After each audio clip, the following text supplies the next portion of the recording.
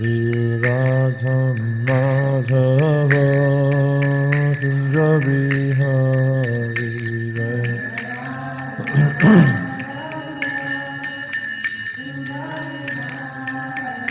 Jaya Radha Madhava Kunja Bihari Jaya Radha Madhava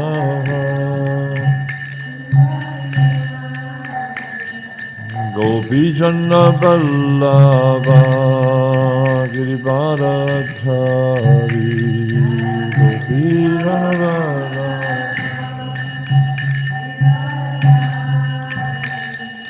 Gopi Jana Vallabha Girivardhari Gopi Jana Vallabha Girivardhari Jaya Radha Madhava Kunja Bihari Jaya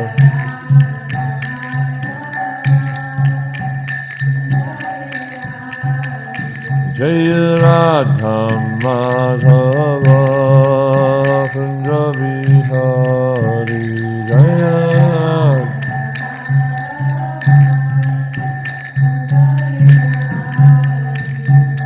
Gopi Jana Vallabha Girivardhari Gopi Jana Vallabha Gopi Jana Vallabha Girivardhari Gopi Jana Vallabha Girivardhari Yashoda Nandana Vrajajana Randana Yashoda Nandana Vrajajana Randana Yashoda Nandana Yamuna Tira Varachari Yamuna Yamuna Tira Vanachari Yamuna Tira Jaya Radha Madhava Kunja Bihari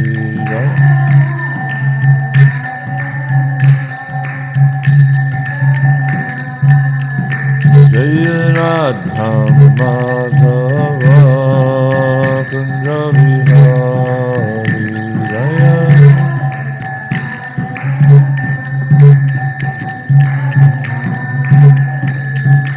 Gopi Jana Vallabha Girivardhari Gopi Jana Vallabha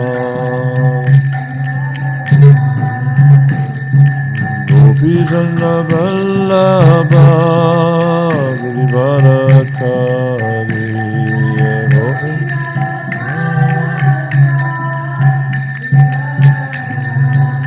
Yashoda Nandana Vrajajana Randana Yashoda Nandana Yashoda Nandana Vrajajana Randana Yashoda Nandana Yamuna Tira Vanachari Yamuna Yamuna Tira Vanachari Yamuna Tira Vanachari Jaya Radha Madhava Kunja Bihari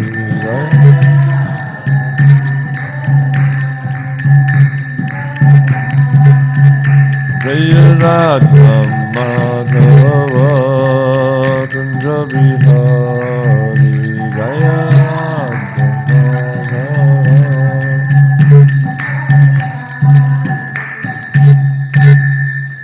Jai Nitya Vishnu Vishnu Pad Paramahamsa Pari Vrajaka Charja Ashto Tarashtata Shri Srimad His Divine Grace Abhay Charana Ravinda Bhaktivinoda Swami Prabhupada Ki ISKCON, BBD founder Acharya, savior of the whole world, Srila Prabhupada ki.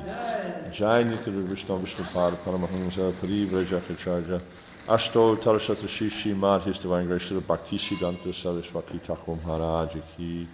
Ananta Koti Vaishnavinda ki. Namacharya Sharidas Thakur ki. Premsaka Sri Krishna Chaitanya Prabhu Nityananda Shri Advaita Graha Sri Saraswati Bhakti ki. Sri Sri Radha Krishna Gopinath Shamakund Radha Kund Giri Govardhana ki. Braj Bhumi Shivindam ki. Navrit Maipo Dam ki. Purushtam Chatra Jagannath Puri Dam ki. Ganga Mai ki. Jamuna Mai ki. Bhakti Devi ki. Tulasi Maharani ki. Srimad Bhagavatam ki. Samaveta Bhaktivinoda ki. Jai Nitai Goparemanandi. All glories to some glories, all glories to some glories, all glories to some glories, all glories, glories to Sri Guru and Sri Garanga, all glories to Srila Prabhupada ki Jai.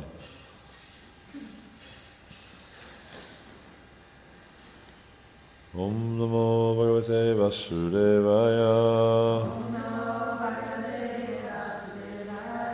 Om Namo Bhagavate Vasudevaya.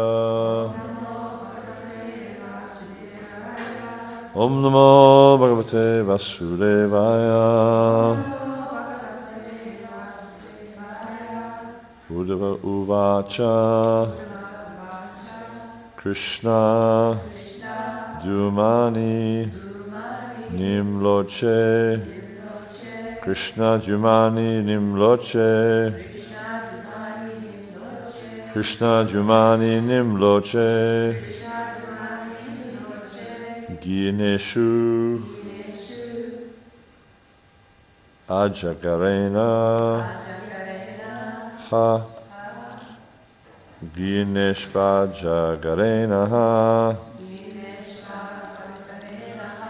Gineshva Gajarena Ha Krishna Jumani Nimloche Gineshva Jagarena Ha Kim Nu Na Kushalang Bruyang King Nu Na Kushalang Bruyang King Nu Na Kushalang Bruyang Gata Shishu Griheshu Aham Gata Shishu Griheshvaham Gata Shishu Griheshvaham King Nuna Kushalang Bruyang Gata Shishu Griheshvaham Uruvacha Krishna Jumani Nimloche Gineshva Jagarenaha Kinguna Kushalang Bruyang Gata Shishu Griheshvaham Uddhava Krishna Jumani Nimloche Girneshva Jagarenaha Kinguna Kushalang Bruyang Gata Shishu Griheshvaham Uddhava Sri Uddhava said, Krishna Jumani, the Krishna son, Nimloche, having set, Gyaneshu, being swallowed, Ajagarena, by the great snake, Ha, in the past, Kim, what, Nu, else, Na, our, Kushalam, welfare, Bruyam, may I say, Gata, gone away, Shri Shugriheshu, in the house. Aham, I. This phrase, Krishna Jumani, there's a verse in the Chaitanya Charitamrita where it says, Krishna Suya Samamaya Hayandaka Yahan Krishna Tahan Nahi Mayaya Adhikara. And this verse is actually, I guess you call it the what do they call it, the heading or the flag head or whatever they call of a very well-known publication in ISKCON. Anyone know what that publication might be? Huh? Back to Godhead. What does it say on the top? Krishna is light, Maya is darkness. You look at the top thing on every Back to Godhead. It's got it, and it's just this verse: Krishna Surya Sama Maya Haya. And it's saying basically that Krishna is, it says Krishna Surya Sama. So Krishna, we know what Krishna means. Surya means the sun. Sama means the same. Krishna Surya Sama, Maya Andakara, and Maya is darkness. Krishna Surya Maya Yahan Krishna Tahana Maya Adhikara. Wherever there's Krishna, there is no darkness. So wherever the Son of Krishna is present, there's no darkness. And that's the point that's being made here in this wonderful verse.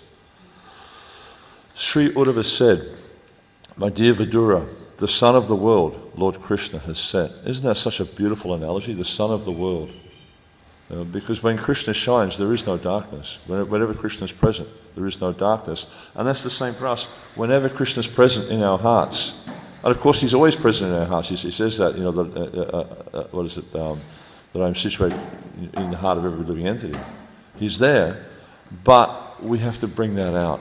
We have to, reveal, not to anyone else, but to ourselves. We have to reveal to ourselves that Krishna is present in the heart. And then wherever Krishna is present, or wherever this awareness of Krishna is present, there is no darkness. You can never know darkness if you know Krishna. You can never know illusion or confusion if you know Krishna. Sri Uddhava said, my dear Vidura, the sun of the world, Lord Krishna, has set, and our house has been swallowed by the great snake of time. What can I say to you about our welfare? Very extraordinary. And this verse is important. This is like from 7, 8, 9, 10, 11, 5 verses here. Uddhava is going to explain the misfortune of the Yadus and how the Yadus are actually the most unfortunate people, which you wouldn't think, that doesn't seem to make a lot of sense, because here we have Krishna, is taking birth in or appearing in their household, and they're getting to associate with him every single day. They see him every day. So how is it that they're most unfortunate? This will be revealed in this section. The disappearance of the Krishna sun may be explained as follows, according to the commentary of Srila Vishwanath Chakravarti Thakur. Vidura was struck with great sorrow when he got the hint of the annihilation of the great Yanu dynasty, as well as his own family, the Kuru dynasty. And this next statement is quite nice because it's showing the nature of a Vaishnava. I was having a conversation yesterday with someone about, does anyone heard of Marshall Rosenberg? Yes. You have, yeah. You know the thing he presented, what it was called? NVC, non-violent communication. Yeah? And sometimes we hear devotees who say, "Oh yeah, but these things are mundane. What do you want to get involved in these things for?" But actually, everything comes from Krishna. Vedaham samatitani vatamani charjana bhavishani bhutani mang tu veda nakashana. That Krishna says, "I'm the source of all knowledge." So okay, that some materialist is presenting some knowledge, fine, that's okay. Where does it come from? It comes from Krishna. And this is the difference between an atheist and a theist. Is a theist accepts that everything comes from Krishna. An atheist denies. He denies God. And this is Prabhupada's constant criticism of the scientists. Why do they deny God? Okay, they can discover all these laws of gravity, this thing and that thing, but don't deny God, because gravity is existing on Krishna. It's not that it's independent from Krishna. So this is the thing.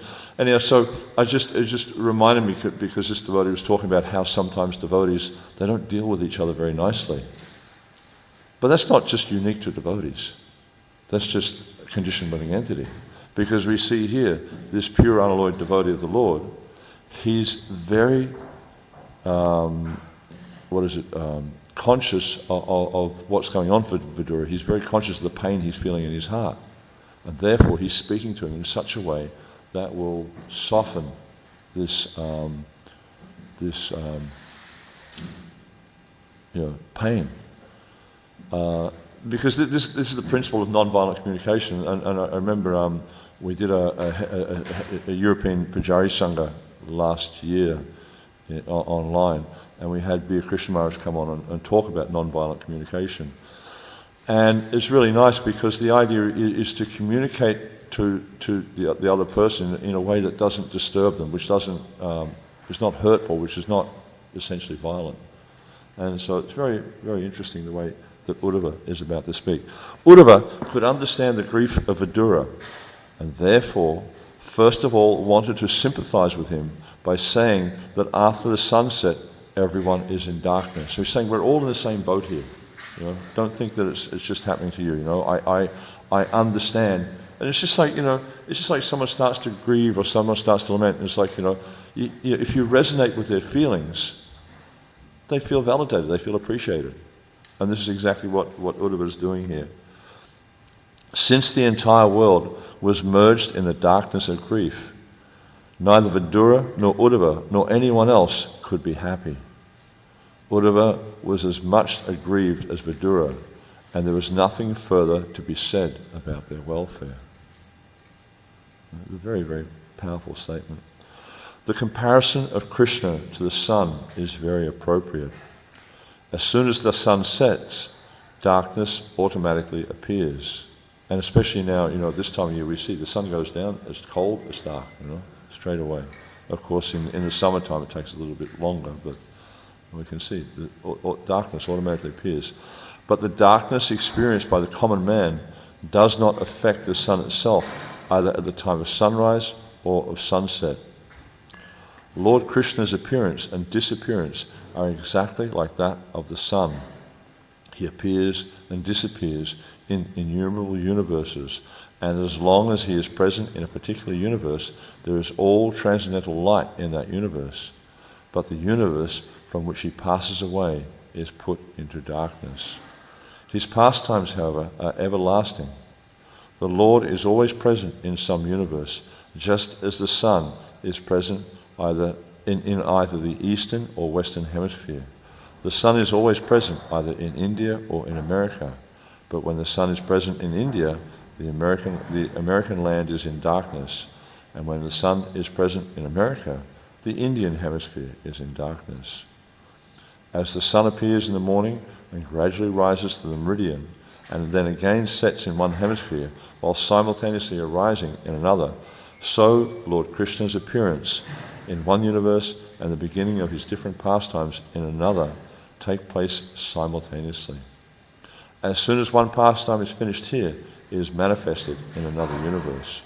And thus his Nitya Lila, or eternal pastimes, are going on without ending. As the sunrise takes place once in 24 hours, similarly, the pastimes of Lord Krishna take place in a universe once in a daytime of Brahma, the account of which is given in the Bhagavad Gita as 4,300,000,000 solar years. Does anyone know that verse? Sahasra Yuga Pariyantam Ahadyad Brahmano Vidu. It's in the 4th chapter. It's a very, very good verse to know. But wherever the Lord is present, all his different pastimes, as described in the revealed scriptures, take place at regular intervals. As at sunset the snakes become powerful, thieves are encouraged, ghosts become active, the lotus becomes disfigured, and the Chakravaki laments, so with the disappearance of Lord Krishna, the atheists feel enlivened, and the devotees become sorry. So, wonderful description here.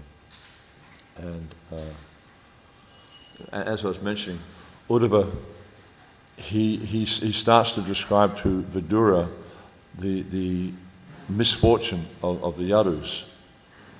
And he says that actually, he's saying in these few verses here from 7 to 11 how everyone is certainly unfortunate because Krishna has departed from the world. Yet we see, he explains that actually the Yadus are even more unfortunate. And the reason he says that is because even though the Yadus, they're associating with Krishna every single day. They'd come to the court and they'd see Krishna, and they'd engage in various activities with Krishna, and they'd go riding on chariots, and so many things they do with Krishna. Yet Uddhava is saying they're the most unfortunate, and he explains the reason why. It's because they only accepted that Krishna was the indwelling supersoul in the heart of all living entities. They didn't understand that actually he is the original personality of Godhead. They didn't understand that. And therefore, and Uddhava was saying this from his position of knowledge because he understood this. He understood how wonderful Krishna is and how we're all actually dependent upon Krishna for everything. And this is the real message that stands out to me in this verse. Because Uddhava is saying, our house has been, the sun of Krishna has set, and our house or our family, our dynasty has been swallowed by this, the great snake of time. And we know that Krishna, he says in the Gita, just time I am, the great destroyer of the worlds. And we see, it's like in our own lives, it's like there may be so many things that happen in our lives, so many nice things happen to us, so many calamitous things happen to us, and we're lamenting or whatever, we're so happy. But time just marches on. Time just nothing stops time in this material world. But we see in the spiritual realm, it mentions that in the verses we chant from the Brahma Samhita, the last two verses we chant, where it defines the difference between time in the material world and time in the spiritual world. And time in the material world, if we look at what's going on in the material world, there's only two aspects of time: past and future. There's actually no present here, because as soon as you say now, it's past. It can never be now. Like they say, be here now. I'd like to see someone do that, because you can't. You can't be here now, because as soon as you say now, it's gone. Whereas in the spiritual realm, it's eternally present, which is quite a concept to try and understand, because we don't have that experience here. We don't have the experience of being eternally present. Yet we see, time just marches on. Sometimes it's called inexorable time. Nothing stops time. Nothing. It can be the greatest calamity or the greatest happiness or whatever. Nothing stops time. And this is the analogy that Uddhava is giving here is the great snake of time has swallowed our family or swallowed our dynasty, house. And, because it was understood that at some point Krishna would depart. And so, he had this conversation with Krishna just before he did wind up his pastimes. And Krishna told him that he was going to depart. And he saw this, Uddhava wasn't bewildered by this, because he understood this was just, this sequence of things. And then he talks about, what can I say to you about our welfare? Now, my understanding of this is if we look at the 8th chapter, for instance, of the first canto. Does anyone know the content or the topic of the 8th chapter of the first canto? Very, very important chapter. Very, very important for devotees to know this chapter and the contents of this chapter. It's the teachings of Queen Kunti. It's Kunti's prayers to Krishna. I mean, there's about 15, 20 verses in the beginning which are, introductory verses, but then there's about 20, I think 28, maybe a few more verses where Kunti's offering these amazing prayers to Krishna. And Prabhupada actually declared that Kunti was an acharya. She was our acharya because she was actually demonstrating to us how we should be praying to Krishna, how we should interact with Krishna, how we should understand Krishna. But then there's one of the verses there, I can't remember which number it is. It might be 37 or something like that. Anyhow, so Kunti, she says to Krishna that, we are, because what's happening there is Krishna, he spent several months with the Pandavas after the Kurukshetra war, because they were all kind of like, a bit disturbed by the whole thing, especially Yudhishthira. He was very disturbed by it. And so he spent several months with the Pandavas, and he was just about to leave. And so he was on his chariot, and Arjuna was there. He was going to drive the chariot, and the other Pandavas men were there. And Uttara and Kunti came running out to offer prayers to Krishna. And then Kunti started to offer these very heartfelt prayers with deep, deep realization. And at one point she says, we are completely dependent upon you. Without you, how will our dynasty function? The same kind of idea. She's thinking, like there's all these kings now who have enmity towards us, and if you're not protecting us, our family will be swallowed up by all these kings, by this ocean, the ocean of these kings that she was talking about. So the same mood is that we're completely dependent upon you. And there's another nice story that I was reflecting on in relation to this mood, is we look at Srila Prabhupada when he was a child, because the last week we were talking about Uddhava as a child, and how he was so absorbed in his service of Krishna, even as a 5-year-old child, he was completely absorbed. And so we see Srila Prabhupada. There's a wonderful story in the Lilamrita, the first volume of Lilamrita called Lifetime in Preparation, I think. And anyhow, so we see there that Prabhupada was relating how as a child, him and his sister, Bhavatarini, they used to, in their childhood play, they do so many things. And like they make a kite, and then they're running down the street trying to fly the kite, and then what do? They say, Krishna, please make this kite fly. So automatically, their resort is Krishna. They don't think, I wish the wind would blow, or I wish this kite would fly, or this stupid kite, whatever. Like the things we used to do in our childhood, we throw it on the ground and jump on it or something because it's a useless kite. No, immediately they pray to Krishna. So this is the consciousness of a great devotee, is they're seeing that everything that happens in their life is dependent upon Krishna. And this is the consciousness we need to develop also, is to see that everything that happens is dependent upon Krishna. Because as we understand it, explains, that not a blade of grass moves without the sanction of the Lord. The sun rises in the sky by the arrangement of Krishna. The moon rises by the arrangement of Krishna. Everything is going on by the arrangement of Krishna. He explains this clearly in the Bhagavad Gita. Maya jakshena prakrite suyate sacharacharam hetananayana kunteya jagatapadi bhaktate.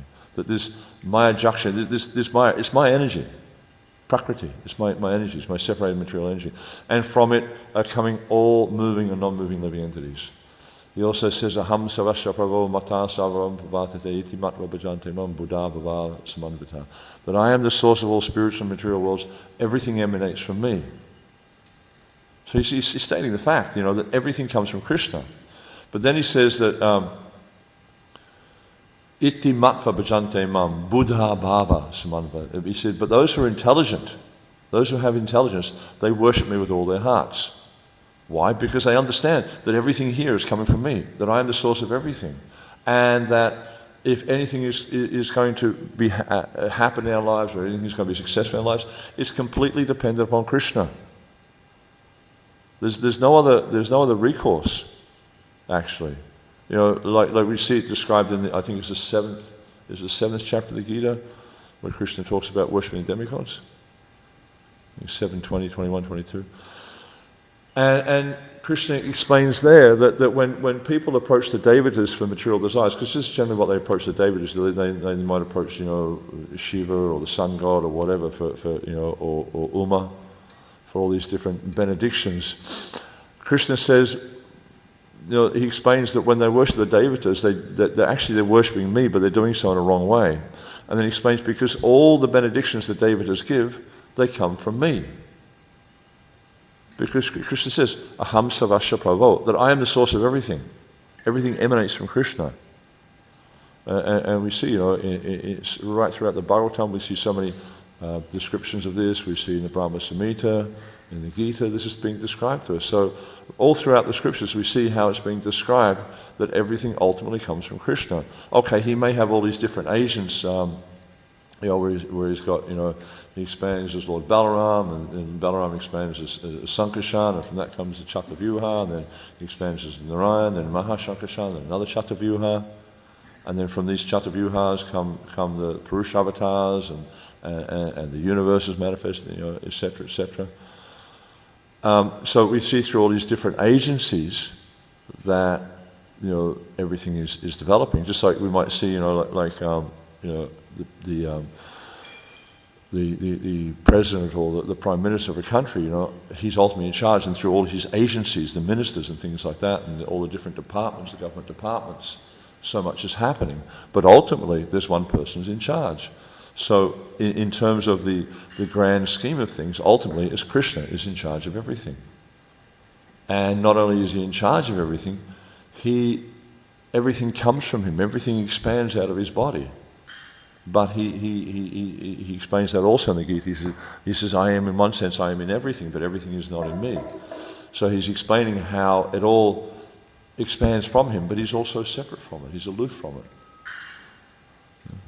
So if we understand Krishna's position, if we understand, and of course initially we try to understand intellectually. There's these two terms called Gyan and Vigyan. So Gyan means knowledge and Vigyan means realized knowledge. So initially we need to understand at least from the intellectual level, to understand how Krishna is everything. And there's a really nice story in this regard. The Brahmana and the cobbler. I'm sure you've all heard this story. And essentially Narad Muni was on the way to see the Lord in Vaikuntha. And he came across a Brahmana, and the Brahmana received Narad Muni and explained to him that, the Brahmana asked him, well, where are you going, Narad Muni? He said, I'm going to Vaikuntha. And he said, oh, that's wonderful. When you go to Vaikuntha, can you ask Lord Narayan when I'll be liberated? Narad Muni said, yes, fine. And then he continued on his way, and he came across a cobbler. And a cobbler is, sometimes they're called cobblers muchi, because they're dealing with leather and stuff. And a Brahman is called suchi, because he's pure. But he met this cobbler who was so poor he just lived under a tree. He had no facility. And when Narad Muni came, he didn't have much to offer him, but he offered him a sitting place and a glass of water. And he was so overwhelmed that Narad Muni was visiting, because he understood that Narad Muni was a great devotee of Lord Narayan. And so when Narad Muni was there, he was receiving him very nicely and offering kind words and things like that. And then he asked Narad Muni, where are you going? And Narad Muni said, I am going to Vaikuntha to see Narayan. And the cobbler was so happy to know this. He said, oh, you're going to see Lord Narayan. That's so amazing, And then it went on. And then Narad Muni said, he asked him if he wanted to ask Lord Narayan anything. He said, no, I'm happy here. And he said, but I can't remember all the detail of the story, but essentially Narad Muni agreed to ask the Lord Narayan when he'd be liberated. And so he goes to see Narayan in Vaikuntha, and he asked Narayan about the Brahma and the cobbler, and Narayan said to Narad Muni, he says that this Brahmana, he'll be liberated after many, many lifetimes. And the cobbler, he'll be liberated at the end of this life. There's two versions I've heard of this story. One version says he'll be liberated at the end of the lifetime. One version says he'll be liberated when all the leaves fall off the banyan tree. But anyhow, so Narad Muni was a little bit perplexed. He couldn't understand this. And he said, I can't understand what this Lord. How come the Brahmana, he's been practicing these religious activities for his whole life, and he's so dedicated, etc. But the cobbler, he's just engaged in dirty activities. How is that? And Narayan said, well, you tell them when you see me, when you see them, they'll ask you what I was doing. He said, you tell them that I was threading an elephant through the eye of the needle backwards and forwards. This Prabhupada tells this story. It's really amazing. And Narad Muni was even more bewildered. He couldn't figure this out at all. He said, okay, I'll tell them, but I don't understand. And Narayan said, you will. When you tell them the story, you'll understand. So then he goes down and he sees the Brahmana first, and then the Brahmana asked him straight away, he's really eager to know, when am I going to be liberated? And he said, oh, it's interesting, the Lord Narayan said, you won't be liberated for many, many births. What? How can you say this? I've been practicing my spiritual activities for my whole life. I've been chanting mantras, performing austerities, rising in the morning, all the things he does. He said, I don't even believe you went and saw him. What's the use of all this? And he said, anyhow, what was he doing? In a really challenging mood. He said, well, actually, it's interesting you should ask that. He was threading an elephant through the eye of a needle. That's impossible. No one can do that. And then so Narada Muni started to get a bit of an understanding of what was going on. And then he goes and sees the cobbler, and again, he was so happy to see Narada Muni. He says, oh, Narada Muni, you've just been to see Lord Narayan. Oh, that's so amazing, And he's asking all about the spiritual world, and then he said, Narada Muni asked him if he wanted to find out when he's going to be liberated. He said, I don't mind, whatever Narayan wants, I'm happy with. Narada Muni explained it, and Narayan said he would be liberated in his life. He says, my Lord Narayan, he's so kind. And then he asked Narada Muni, he says, what was Lord Narayan doing? He says, actually, it's interesting you should ask that. Lord Narayan said, he was threading an elephant through the eye of the needle. He goes, oh, Lord Narayan, he's so wonderful, he can do anything. And Narada Muni says, you believe that? He says, of course I believe it. He said, Lord Narayan, he says, see, I'm sitting under this banyan tree. And on the banyan tree, there's so many figs. And in a fig, you've seen figs, there's thousands of seeds. Yeah? And if Lord Narayan can put a fig tree, this massive big banyan tree, into that little seed, to thread an elephant through the eye of a needle is easy. So that's the thing, he understood with knowledge. He understood with knowledge the greatness of Krishna. He understood with knowledge how he was fully dependent upon Krishna. And this is the same with Uddhava. Uddhava understood with realization. It wasn't just like academic knowledge, like we see with the Brahmana. He just had academic knowledge. There was no realization, whereas the cobbler had realization. And that was the difference between the two. And so Uddhava understood through his realization, through deep realization. Kunti understood through deep realization. Prabhupada understood through deep realization how they are fully dependent upon Krishna. And that's what we need to do. We need to cultivate this realization that we're fully dependent upon Krishna. Because only in that situation are we going to become happy and peaceful in this world. As long as we think we are the doer. There's this nice verse in the Gita, Prakrate kriyamanani gunai kamani savita ahankara vimudatma karta hamiti mandite. Bewildered by false ego, the living entity thinks himself the doer of activities which are actually carried out by the material modes of nature. And also we see towards the end, this is the third chapter, and towards the end of the Gita we see that Krishna says a similar thing to Arjuna. He said, if you act according to my instructions, you will cross over all these difficulties. But if, however, you act out of false ego, not hearing me, you will be lost. And that's the situation we're all faced in this material world, is we're acting out of false ego. Therefore, we're bewildered. Therefore, we're lost. But if we can come to this point of accepting that Krishna is everything for me. There's that nice song by Bhaktivinoda Thakur, Krishna Mata, Krishna Pitta, Krishna Pranadan. He's my mother, he's my father, he's everything, he's my very life. He's everything for me. And this we see, this is, all these great Vaishnavacharyas, they all take this same mood, that Krishna is everything for me. And it's not just like something that they're doing to teach us. That they deeply feel this, that Krishna is everything.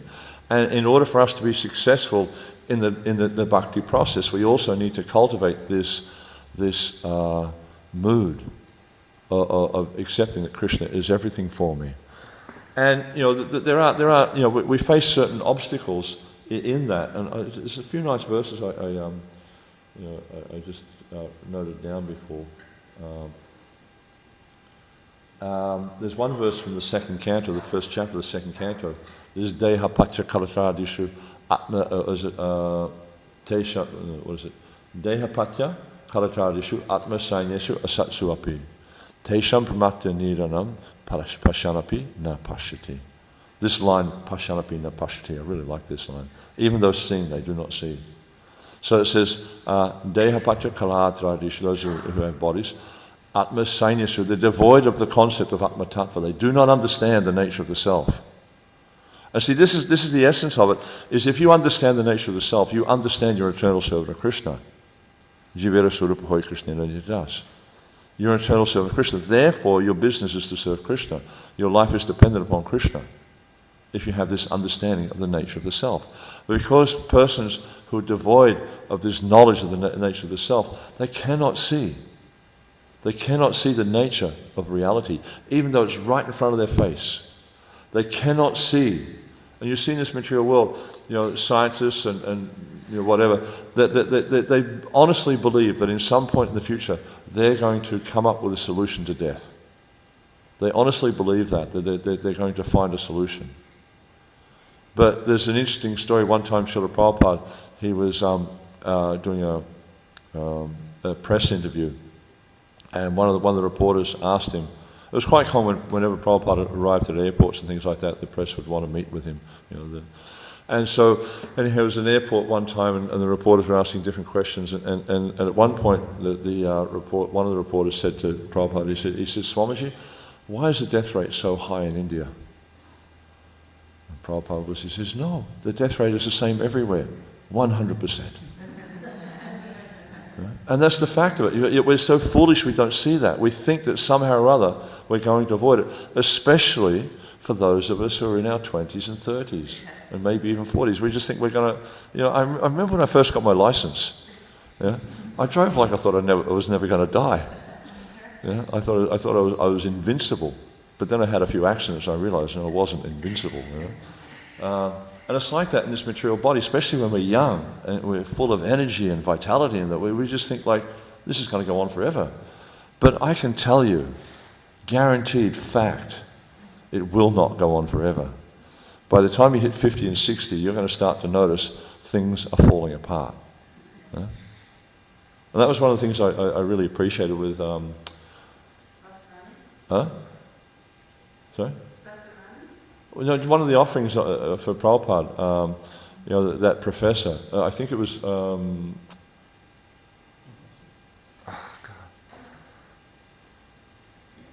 I just gone blank on his name, lives down at Pottsville.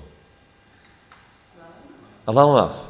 He said in his offering, thank you, he said in his offering that, he said there was because they did this presentation, I think it was in Oxford or Cambridge. Anyway, no, it might have been in the US. It was all these different professors and that they came together. It was an academic presentation where they were discussing Prabhupada. And one of the professors had said that, I know something about Swamiji that none of his followers know. And the point that Alanath was making, that he said was that, that he was in his 70s and he achieved what he achieved. He said, I'm in my 70s, and he was saying, I just find that remarkable. And that's the fact. It's like, Srila Prabhupada, because he tapped into what Jamuna would term as the Krishna magic. He was connected with Krishna because of his complete surrender. And so if we accept our position as Krishna's eternal, really accept, not just, I'm Krishna's servant, and just, rattle off a sloka or two. But we actually accept that we're Krishna's eternal servant. We use all our energy in Krishna's service. Then we are going to tap into this magic, the magic of Krishna, and it will manifest in our lives. He will manifest in our lives. And this is what we see with Srila Prabhupada. Krishna was fully manifest in his life. Therefore, he was able to achieve so much. Yes, we understand that Krishna was doing, everything, but Prabhupada's greatness is that he tapped into this. He fully surrendered to Krishna, therefore enabling Krishna to manifest in his life. Because unless we fully surrender to Krishna, he will not manifest like that. He can, but he doesn't generally. So, a very, very important verse, this understanding. And there was another, what was it? No, I can't think of it. There's another verse I was thinking of also. But anyhow, just to understand that if we can see Krishna's presence in everything, because he is present in everything. Krishna is the glue that holds everything together. What's that verse in the Gita? Sutri Maniganariva. It's just like you have a string of pearls. You look at you see the pearls, you don't see the string, isn't it? But you take out the string, like anyone who's a pujari here knows, like sometimes the beads, the thread breaks, and all the beads, they drop on the floor. Yeah? So if you take out the string, you no longer have a string of pearls. You no longer have these beautiful, they're all just individuals. So Krishna, he says that. He says, I'm the thread. Sutri Mani. Sutra means thread. I'm the thread that runs through everything. So without that thread, there's nothing. So we need to understand that, like not just intellectually. I mean, obviously study the scriptures and see how Krishna is. Just like the cobbler, he could see how Krishna was so powerful, how Krishna was able to achieve amazing things, because he can pack a banyan tree into a tiny little seed, which is about 1.5 millimeters across. And banyan trees, sometimes they're like many kilometers across. Huge trees, and he can pack that into there. Or even like we look at the universe, how the universe expands out of the body of Mahavishnu. And these little seeds come out of his body, and there's a universe packed in there. And it just expands. So, by understanding how Krishna is actually our only refuge, Krishna is our only shelter. Because we see, like, people take shelter, and that verse, Dehapatra Kalatradishu, Prahlad Maharaj says they take shelter of fallible soldiers, and we all do that. We take shelter of our parents, we take shelter of our husband, of our wife, of our friends, of all these, different personalities. But actually, the only shelter in this world is Krishna. And the more we can deepen that realization, I was having this conversation with my wife the other day, because we see, like, you make arrangements to do something, and the arrangement falls through, or someone's going to do something for you, or whatever, and you can see that actually the only shelter in this material world is Krishna. He's the only constant. Everything else changes. Krishna never changes. Constantly changing, but never changing. So this is the awareness we need to develop. And we're very fortunate in this world, because this world is, as we see, is becoming more and more prevalent now. The influence of the atheists is just extraordinary. It's just phenomenal how much influence the atheists are having now. But we have this one wonderful benediction that Kali Kalera Dhamma Krishna Nama Sankirtan, that Krishna has manifested in Kali Yuga as the holy name. And if we take shelter of the holy name, and if we propagate the holy name actively, widely, then this will push down the atheists. This will minimize the effect of the atheists in this world. And it will turn some of them into devotees of Krishna. So, very, very important process. And Okay, I'll finish there. Any questions at all?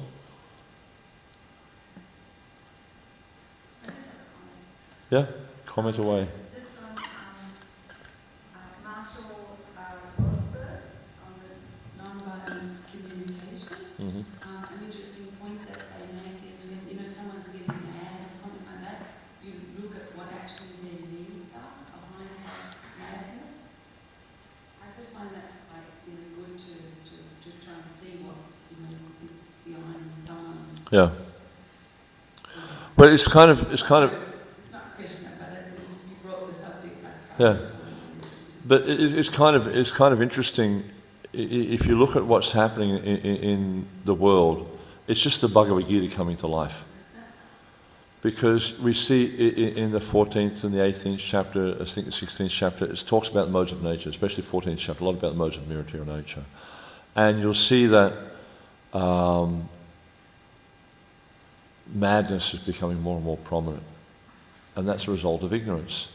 And we see, in this world, passion and ignorance are becoming more and more prominent. And as ignorance, and you'll see that ignorance will become, as Kali Yuga progresses, ignorance will become more and more prominent. And you'll see more and more mad people. Like the devotees I was visiting yesterday evening, They're both psychologists, and they're talking about how there's, their workload is just increasing all the time, and people are becoming, more and more distressed and more crazy because of ignorance.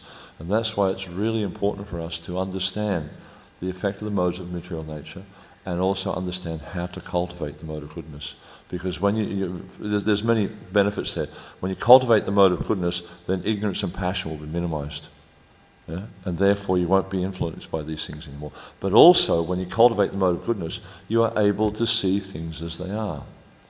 And then when you see things as they are, you'll be able to see yourself, you'll be able to see Krishna. Just as when the sun rises, you can see everything. Yeah, it's a really interesting point, because I see the world getting worse and worse because with this technology and seeing where the young kids are, their heads are just getting exposed to so much, and it starts at a very young age as well. But that's the mode of passion. Yeah, That's just the mode of passion becoming more and more prominent. You've got to have the latest gadget, Oh, this phone's 4 years old. I mean, I'm really, I'm not cool anymore. I've got to have the latest phone, or the latest this, or the latest that, That's what they get exposed to too. Yeah. Yeah. I mean, I won't tell you stuff that's been coming up on my Twitter feed lately. And it's just like, I'm quite inclined just to disconnect from Twitter, but we use Twitter to promote the ministry, so, it's like, it's really bad. Thank you, Guru, for such a lovely class. It's really good. Thank you, Kausi Mataji. Anything else? Shastravu, any final words of wisdom? Okay. Haribol, thank you very much. Srila Prabhupada ki, Samaveta Bhaktivinoda ki, Jai Nitai Gaur Premanandi.